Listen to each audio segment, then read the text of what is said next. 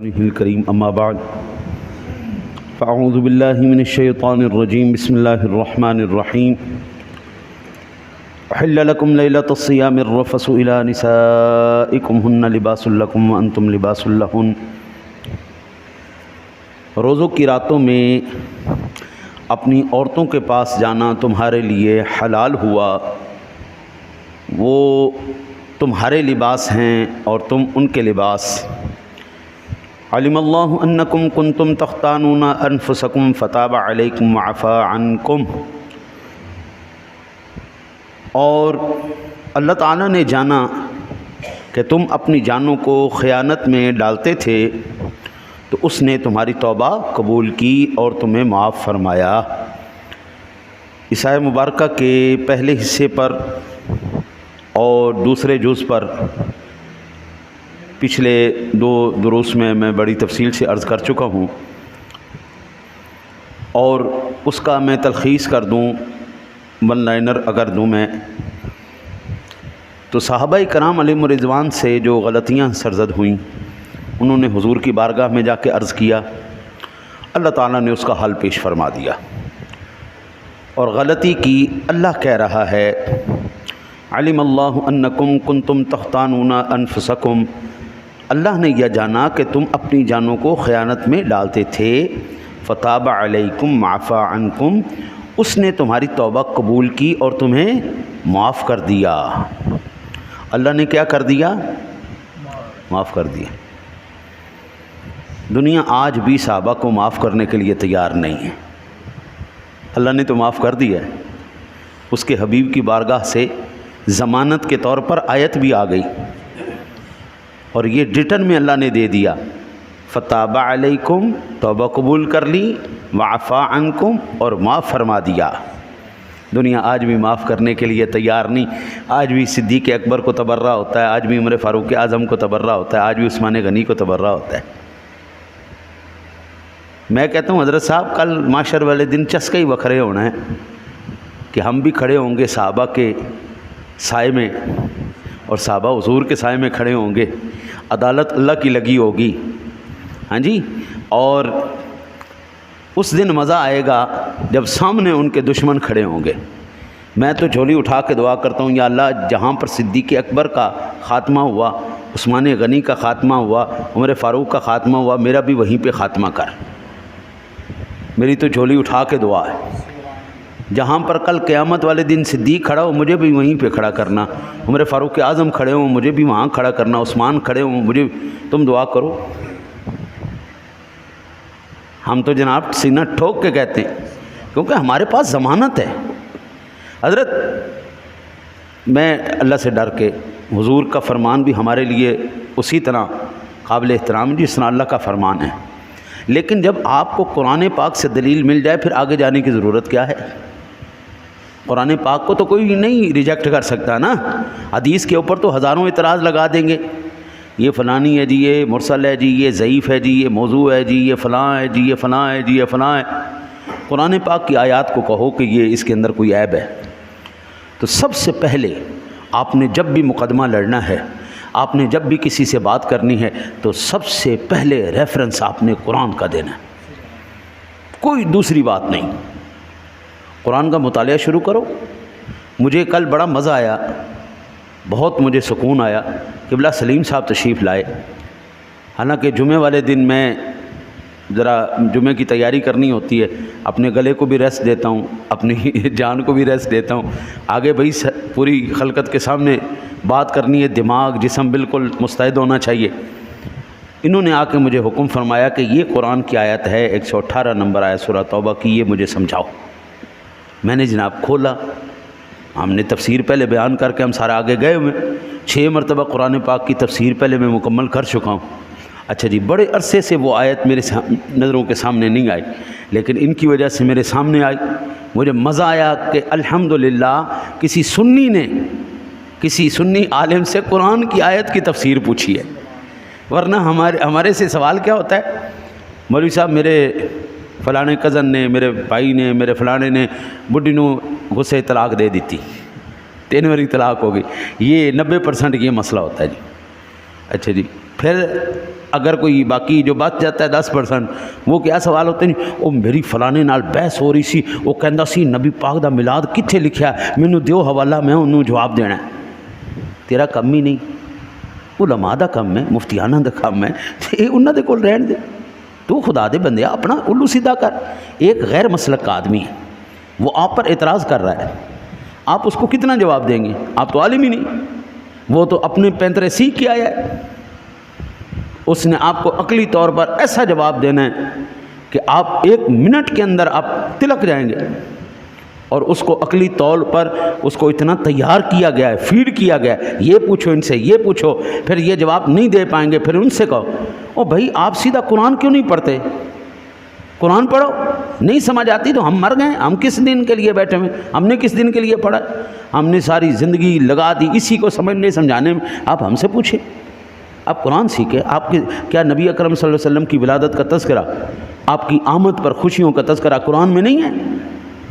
ہم مار کیوں کھاتے ہیں؟ ہم قرآن سے دلیل نہیں دے سکتے نا، ہم کہتے جی اور پھر سب سے بڑا دھوکہ جو دیا جاتا ہے، بخاری مسلم سے دکھاؤ، بخاری مسلم سے دکھاؤ۔ بخاری مسلم سے پہلے کیا حدیث کوئی نہیں تھی؟ کیا ان کے بعد حدیث نہیں آئی؟ بخاری مسلم کے اندر حضرت صاحب تکرار نکال دیں، بخاری شریف کے اندر ٹوٹل 4000 حدیثیں ساری بچتی ہیں، 7000 وہ لے کے آئے، 7200 لے کے آئے، وہ سارا تکرار ہے اس کے اندر، نکال دو 3500 4000 کے قریب بنتی ہے۔ اچھا، حضور نبی اکرم صلی اللہ علیہ وسلم کے فرامین تو 10 لاکھ کے قریب ریٹن ہیں، 10 لاکھ احادیث آقا جی کی موجود ہیں، 380 حدیث کی کتابیں ہیں، باقی کدھر گئی ہیں؟ تو یہ معیار ذہن سے سب سے پہلے نکال لیں کہ بخاری مسلم معیار نہیں، صحیح حدیث معیار ہونا چاہیے۔ بخاری مسلم معیار نہیں، معیار کیا ہے؟ صحیح حدیث، اللہ کا قرآن، نبی کا فرمان۔ اب وہ بخاری میں ہو، وہ مسلم میں ہو، وہ ابو داؤد میں ہو، وہ نسائی میں ہو، وہ ترمذی میں ہو، وہ مشکات شریف کے اندر ہو، مصنف عبد الرزاق کے اندر ہو، مسند امام احمد کے اندر ہو، وہ موطا امام مالک کے اندر ہو، وہ جامع الاعمال کے اندر ہو، کنز العمال کے اندر ہو، جہاں کہیں بھی حضور کی صحیح حدیث ہمارے لیے قابل قبول ہے۔ بخاری مسلم کا کوئی معیار نہیں رکھنا۔ کیا بخاری مسلم کے اندر، اچھا چلیں یہ جو اتنا شور مچاتے ہیں ان سے کہو بخاری مسلم سے حجۃ الوداع کا خطبہ نکال کے دکھائیں، جو پوری دنیا کے جو وہ کیا کہتے ہیں نام نہاد توحیدی ہیں، ان کی ریڑھ کی ہڈی ہے جو خطبہ، ان سے کہو بخاری مسلم سے نکال کے دکھا۔ ساڈے عام عوام نے پاگل بنایا ہے، بیوقوف بنایا ہے۔ اللہ کے نیک بندے، تیرا اپنا مسئلہ ہے تو جو اپنے عالم کو جا کے پوچھ۔ ہمارا المیہ یہ ہے، ہمارا کیس بڑا مضبوط ہے لیکن ہمارا وکیل بڑا کمزور ہے۔ ہمارا کیس بڑا مضبوط ہے، دلائل ہمارے پاس بڑے زبردست ہیں، ساڈے وکیل نو کیس ہی نہیں لڑنا ہوندا، وہ بیچارہ ماریا گیا۔ ہمارا المیہ یہ ہے، جس دن میرا سنی مسلمان بھائی قرآن پڑھنا شروع ہو گیا اور اس کو حدیث کی جو چاشنی محسوس ہوئی اور اس کو پتہ چلا کہ حدیث پاک بھی پڑھتے ہیں، قرآن بھی پڑھتے ہیں، اللہ کی قسم اس کے بعد پھر آپ کو کوئی زچ نہیں کر سکتا، کیونکہ ہمارے سارے کے سارے جواب قرآن پاک کے اندر موجود۔ اب یہ جتنے بھی صحابہ کے گستاخ ہیں، یہ آیا مبارکہ ان کے منہ پہ تمانچہ نہیں ہے، کڑکے دار تمانچہ۔ اللہ کہتا ہے فتاب علیکم وعفا عنکم، انہوں نے غلطیاں کی تھیں، اللہ نے ان کی غلطی کی توبہ قبول کی اور ان کو معاف کر دیا۔ اللہ نے تو معاف کر دیا، تو کون ہونا ہے؟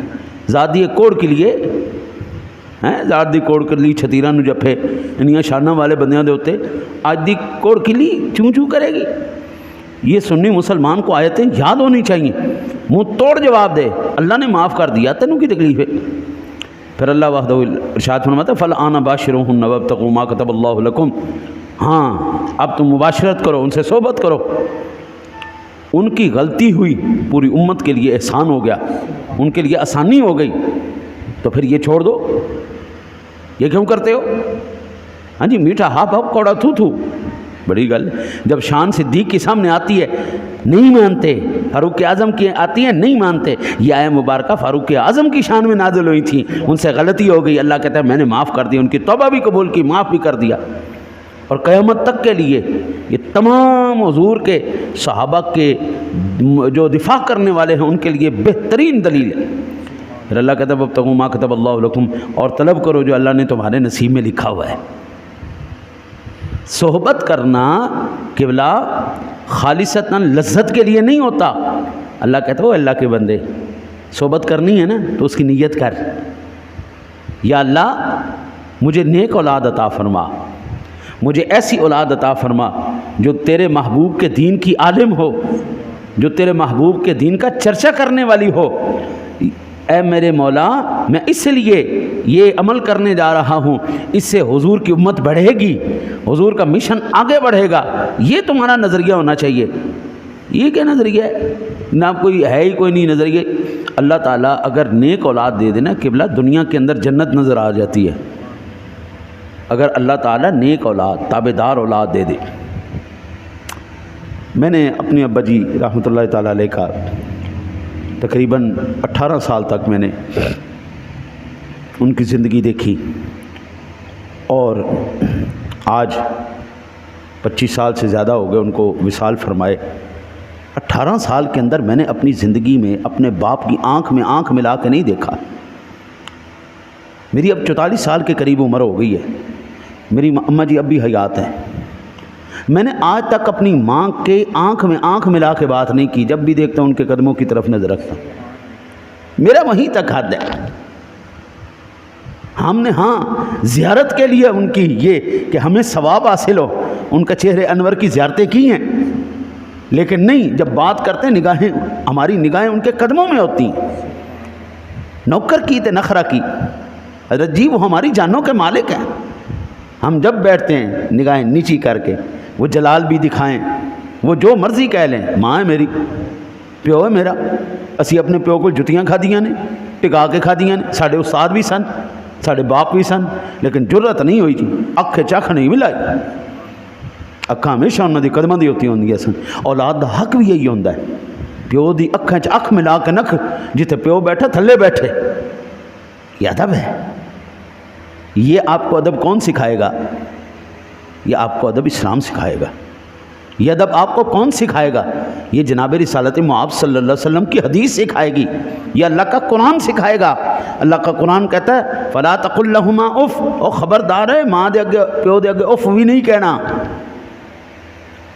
اف یہ نا جی آوازاری کا سب سے ہلکا ترین درجہ ہے، آوازاری کا سب سے ہلکا ترین درجہ۔ اللہ کہتا ہے خبردار، احدہما او کلاہما فلا تقل لہما اف، ماں باپ کو اگر بڑھاپے میں پاؤ، دونوں کو یا ایک کو، خبردار ان آگے اف بھی نہیں کرنی۔ فلا تقل لہما اف ولا تنہرہما، خبردار انہوں نے ڈانٹے آتے، خبردار، ولا تنہرہما۔ تو یا اللہ پھر کی کہیے؟ پھر کہے وقل لہما قولا کریم، اینج گل کر جویں آقا دے اگے نوکر گل کردا ہے۔ اور اگر ان سے کوئی غلطی سرزد ہو جائے، بڑھاپے میں ہو جاتا ہے، بچپنا لوٹ آتا ہے، کوئی غلطی ان سے ہو جائے تو پھر کیا کہے؟ وقل رب ارحمہما کما ربیانی صغیرا، یا اللہ ان پر رحم کر دے جس طرح انہوں نے میرے بچپن میں رحم کیا تھا مجھ پر۔ یہ سکول تو نہیں سکھاتا۔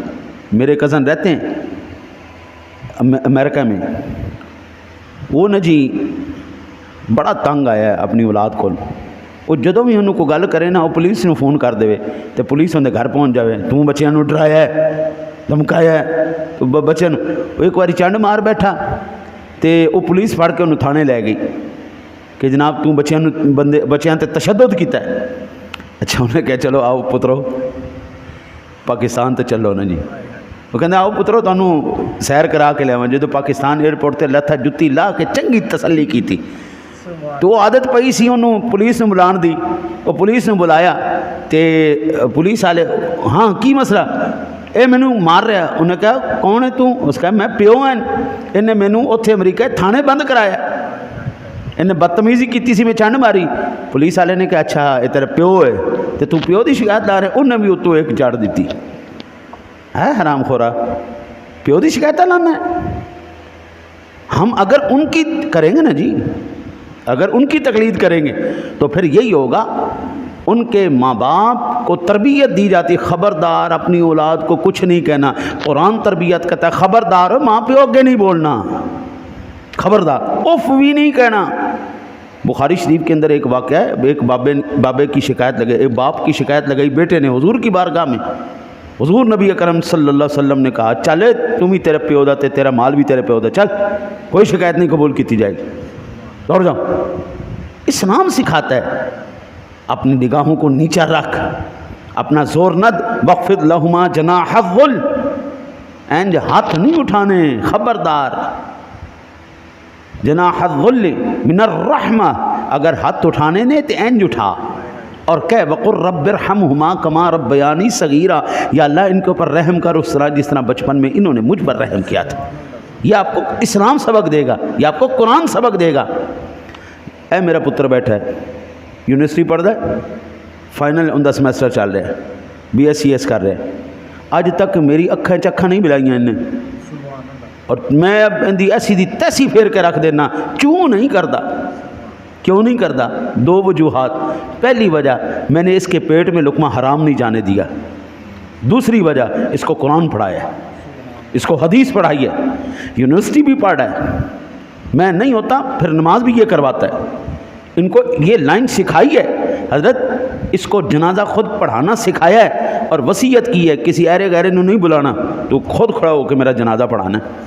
حضرت جی اس دن تو میری روح اینج وجہ تے چاہ جانی ہے جو تو میرا پتر میرا جنازہ پڑھا رہا ہوئے گا، اس دن اینج سکون آنا ہے۔ اے ہونی چاہیے اولاد، یہ کہڑی ہوئی پیو دے اگے کھلو کے ابا جی تینوں نہیں پتا تو چپ کر، بندہ بوتھا نہ باندھے ایسی گندی اولاد دا، اپنے پیو کے گلا کرتا ہے، حرام خورا تو اسے دے نطفہ ہیں، تو انہاں دی سارے کچھ لے کے کھا کے پل کے پڑھ کے، اے تینوں دنیا نے سکھایا کہ پیو کے کھڑا ہو جا، ان دے اگے اکڑ کر۔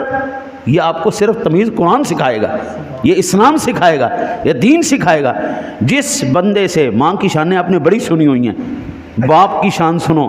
یہ رمضان شریف کا مہینہ چل رہا ہے، ویسے ہی ہول سیل لگی ہوئی ہے بخشش کی، مغفرت کی، لیکن جو اب رات آنے والی انا انزلناہ فی لیلۃ القدر، لیلۃ القدر کی رات آ رہی ہے، اس رات میں تو پوری باڑھ آ جائے گی، سیلاب آ جائے گا، بخشش کا معافی کا سیلاب آ جائے گا، لیکن اللہ کے حبیب فرماتے ہیں اس سیلاب کے اندر بھی ماں باپ کا گستاخ نہیں بخشا جائے گا۔ یہ آپ کو صرف اسلام سکھائے گا، یہ آپ کو یہ دنیا کی تعلیم نہیں سکھائے گی۔ حضرت جی صرف آپ یہی دیکھ لیں نا جی، دنیا کا نظام کیا کہہ رہا ہے؟ سورج کہاں سے نکلتا ہے؟ مشرق سے نکلتا ہے نا، سارے پڑھے لکھے بیٹھے ہو، سورج کہاں سے نکلتا ہے؟ غروب کہاں ہوتا ہے؟ مغرب میں۔ ابھی تک نہیں سمجھے؟ حضور کہاں ہے؟ مشرق وسطیٰ میں، اور مغرب کہاں ہے؟ مغرب میں کیا ہے؟ مشرق وسطیٰ سے آیا وہ نور جو پورے عالم پہ چھا رہا ہے، میرے مصطفیٰ کو اللہ نے وہاں بھیجا۔ اللہ چاہتا تو مغرب میں بھی بھیج سکتا تھا، لیکن نہیں، ہر روز سورج چڑھنے والا ہمیں سبق دے رہا ہے۔ او بندہ خدا، اگر تجھے بلندیاں چاہیے، اگر تجھے روشنیاں چاہیے، اگر تجھے عزتیں چاہیے، اگر تو نے چمکنا ہے، پوری دنیا کے اوپر اپنی دھاک بٹھانی ہے، اپنے فیض سے پوری دنیا کو فیض یاب کرنا ہے، تو وہ جو مشرق وسطیٰ میں آیا تھا محبوب، جس کو محمد الرسول اللہ کہتے ہیں، اس کی پیروی کرنا شروع کر دے، این سر چڑھ کے تو چمکے گا۔ اور جس طرح وہی سر پہ جب چمک رہا ہوتا ہے اور جیسے ہی مغرب کی طرف وہ چلنا شروع ہوتا ہے جناب، اس کی روشنی کم ہونا شروع ہو جاتی ہے، حتیٰ کہ جب وہ مغرب میں پہنچ جاتا ہے اس کی روشنی بالکل ہی ختم ہو جاتی ہے۔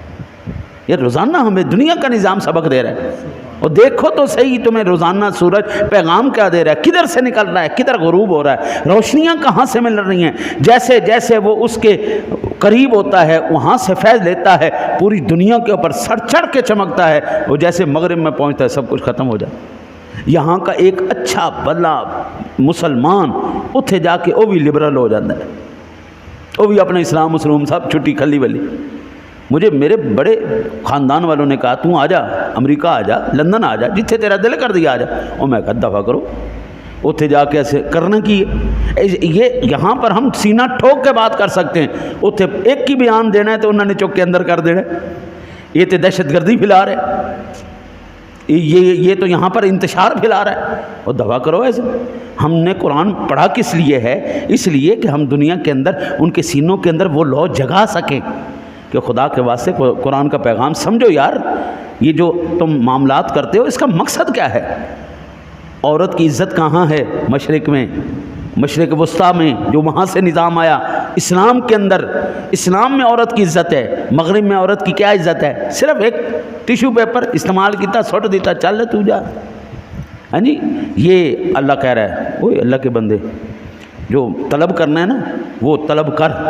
فالآن باشروہن وابتغوا ما کتب اللہ لکم، جو اللہ نے تیرے نصیب میں لکھا ہے نا اس کو طلب کر۔ اللہ سے دعا کرتے ہیں اللہ تعالیٰ آپ کو مجھے قرآن سمجھ کر اس پر عمل کرنے کی توفیق عطا فرمائے۔